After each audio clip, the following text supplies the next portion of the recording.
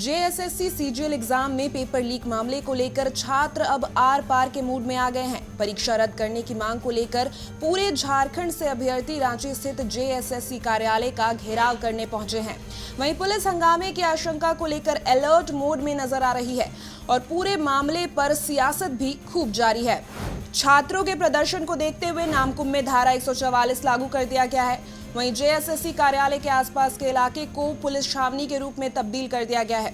हर तरफ पुलिस बल की तैनाती देखी जा रही है। छात्रों को रोकने के लिए बड़ी संख्या में कई इलाकों में बैरिकेडिंग भी की गई है। दरअसल जेएसएससी सीजीएल एग्जाम हमेशा ही विवादों से घिरा रहा है। कई बार इस एग्जाम को पोस्टपोन किया गया तो कभी कैंसिल। फिर 21 और 22 सितंबर को 823 सेंटर्स पर री एग्जाम कंडक्ट कराया गया, जिसमें 3 लाख से अधिक अभ्यर्थी शामिल हुए थे। राज्य सरकार ने बिना किसी धांधली के परीक्षा कराने के लिए इंटरनेट भी बंद करवा दिया, लेकिन फिर भी अभ्यर्थियों की ओर से परीक्षा में गड़बड़ी का आरोप लगाते हुए इसे रद्द करने की मांग की जा रही है। वहीं जेएसएससी ने सीजीएल पेपर लीक के आरोपों को निराधार बताया है। आयोग ने कहा है कि जारी परिणाम अंतिम नहीं है। डॉक्यूमेंट वेरिफिकेशन के बाद ही अंतिम परिणाम घोषित होंगे। आयोग ने जनजातीय भाषाओं की परीक्षा में अधिक अभ्यर्थियों के सफल होने की बात कही तो बाहरी लोगों को अधिक सीटें देने के आरोपों को भी खारिज किया है। तो इस संदर्भ में मैं बता दूं कि डॉक्यूमेंट वेरिफिकेशन है, ये अंतिम परीक्षा फल नहीं है। लोग इसको परीक्षा फल मान ले रहे हैं, ये उनकी भ्रांति है।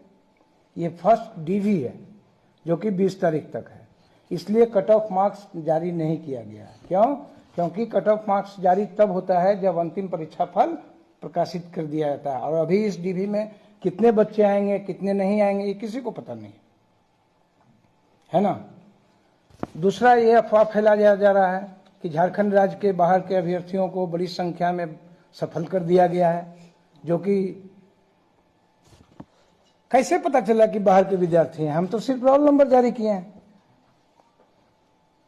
ये सोचने का विषय है, आप लोग भी थोड़ा दिमाग लगाइएगा।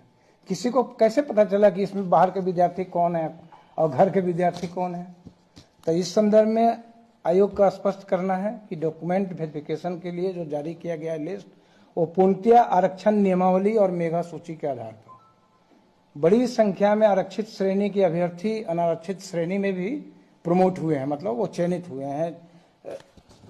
और उसमें आप जब देखेंगे, जब हम लोगों ने एनालिसिस भी किया है इसका, तो उसमें अनुसूचित जनजाति के लगभग 30%, अनुसूचित जाति के लगभग 12%, अत्यंत पिछड़ा वर्ग अनुसूचित 1 के लगभग 22% और पिछड़ा वर्ग 2 के लगभग 19%। इस तरह से लगभग 83% जो है आप कह सकते हैं कि लोग सफल हुए हैं। अब इसी से आप अंदाज लगा लीजिए कि जो लोग भ्रम फैला रहे हैं समाज में या विद्यार्थियों के बीच में, वो किस आधार पर भ्रम फैला रहे हैं। पिछले कुछ वर्षों में सरकारी नियुक्तियों के लिए होने वाली परीक्षाओं में गड़बड़ियों का जैसे ट्रेंड ही चल पड़ा है।